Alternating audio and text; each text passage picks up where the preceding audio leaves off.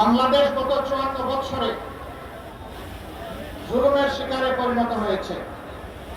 আলেম ওলামা, রাজনৈতিক দলের নেতৃবৃন্দ, ছাত্র, শিক্ষক, সাংবাদিক, সুশীল সমাজের সদস্য, সাধারণ শ্রমিক, কৃষক, মেহনতি মানুষ, কামার কুমার, তাঁতি, জেলে কেউই জুলুমের হাত থেকে রক্ষা পায়নি।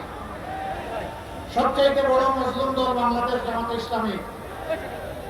শুধু আল্লাহ তাআলার আইনের প্রতিষ্ঠার কথা বলার অপরাধে আমাদেরকে খুন করা হয়েছে। এক এক করে আমাদের শীর্ষ 11 জন নেতাকে দুনিয়া থেকে বিদায় করা হয়েছে। 1000 সহযোদ্ধা সহকর্মীকে নির্মমভাবে বিনা বিচারে হত্যা করা হয়েছে। 5000 সহকর্মীকে জীবনের তরে পঙ্গু করা হয়েছে। 50 লক্ষ ভাই বোনদের বিরুদ্ধে মামলা দিয়ে শিশু থেকে বৃদ্ধ তাদেরকে বারবার জেলে পোড়া হয়েছে। সবগুলো অফিস 13.5 বছর একটানা তালাবদ্ধ করে রাখা হয়েছে। আমাদের নেতৃবৃন্দের ঘর বাড়ি বুলডোজার দিয়ে ভাঙিয়ে গুড়িয়ে দেওয়া হয়েছে। শেষ পর্যন্ত দিশাহারা সরকার আরো 2টি জঘন্য কাজ করেছিল। একটা আমাদের নিবন্ধন বাতিল করেছিল, আর শেষ পর্যন্ত আমাদেরকে নিষিদ্ধ ঘোষণা করেছিল।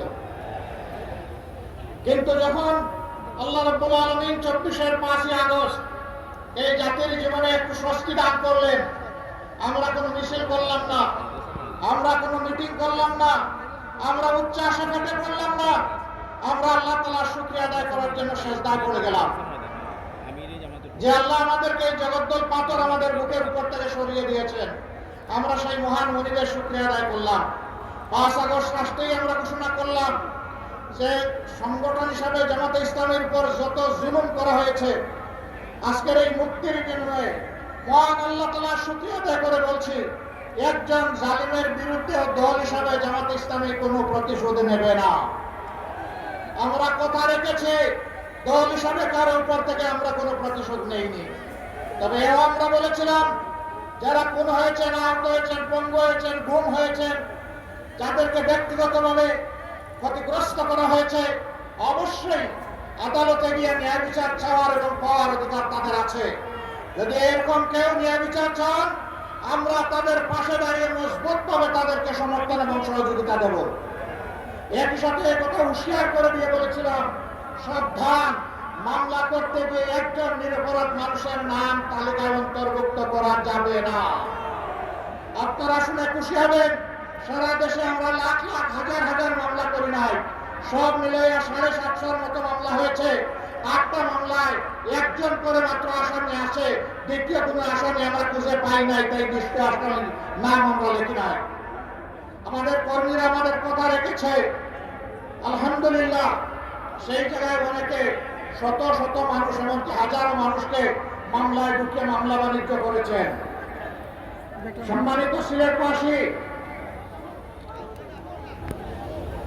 এই যন্ত্রণা থেকে জাতি যখন মুক্তি পেল, আমরা আমাদের পুরানা সকল বন্ধুদেরকে অনুরোধ করেছিলাম, আমরা যারা মজলুম ছিলাম, মেহেরবানি করে কেউ যেন জালিম না হই। এতদিন যে সমস্ত অত্যাচার আমাদের উপর করা হয়েছে, আমাদের কাছে জোর করে চাঁদা আদায় করা হয়েছে, ঘুষ নেওয়া হয়েছে, মামলা বাণিজ্য করা হয়েছে, দুর্নীতি করা হয়েছে, আমাদেরকে সংক্ষিপ্ত করে এখন আমরাই যেন সেই সমস্ত অপকর্মে জড়ায় না পড়ি। কিন্তু না, সবাই আমাদের কথা রাখেন নাই। কে রেখেছে, কে রাখে না, এটা তাদের ব্যাপার। সেন্সিবল নাগরিক হিসেবে এটা আমাদের দায়িত্ব ছিল, তাই আমরা অনুরোধ জানিয়েছি। যারা রেখেছেন তাদেরকে অভিনন্দন, যারা রাখতে পারেননি তাদের ব্যাপারে আমাদের কোনো বক্তব্য নাই। জনগণ তাদের নিজস্ব বিবেকের আয়নায়, বিবেকের আদালতে তাদের বিচার করবে, আমাদের এখানে বলার কিছু নেই।